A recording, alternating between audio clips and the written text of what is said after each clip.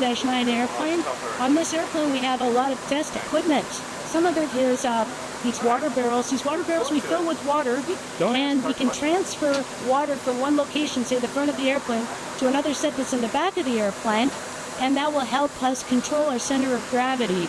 As we pump the water back, the center of gravity moves aft, and that helps compensate for when we're flying along and the fuel burn actually changes the center of gravity. So these barrels allow us to control the location of the weight very specifically as we're doing very critical testing that requires those extreme center of gravity loadings.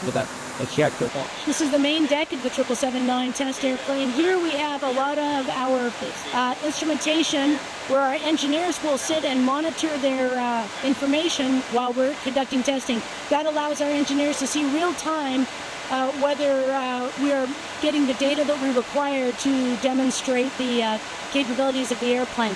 So engineers will sit here and monitor their displays. They'll run some of their data and review that data so that we can validate that our testing is complete and we have all the data we need to move on to the next test point.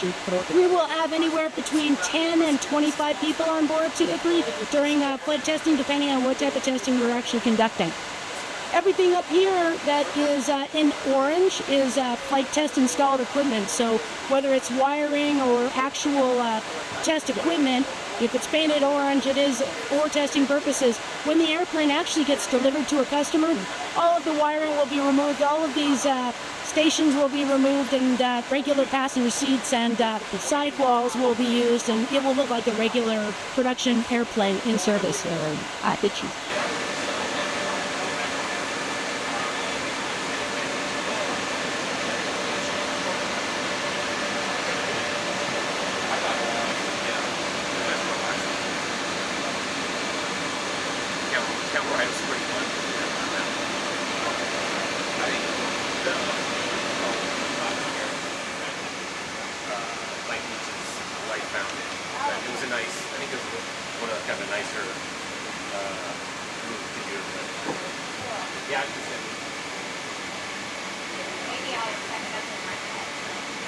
Okay, so this is the aft water barrel station. So when we are running water between the two stations, we'll run it either from the forward water barrel location through ducting back into these, at that point, empty water barrels so that we shift the center of gravity aft.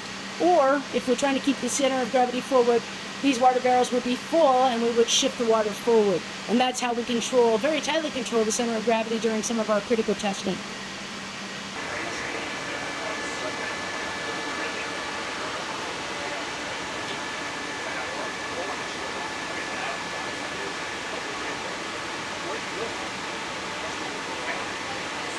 This is our flight test static port, an additional source of static information. This is a spool of plastic line, rubber hose basically, that goes up. It's strung all the way up the vertical tail of the airplane inside, and then the line comes out the very aft top of the vertical tail.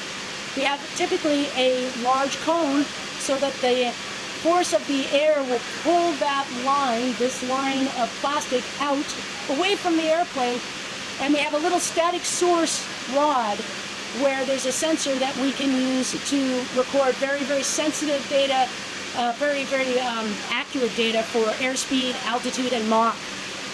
That allows us to get a nice accurate reading away from the airflow around the airplane. So that is a very precise way of making sure that we are exactly at very precise airspeed and altitude and Mach.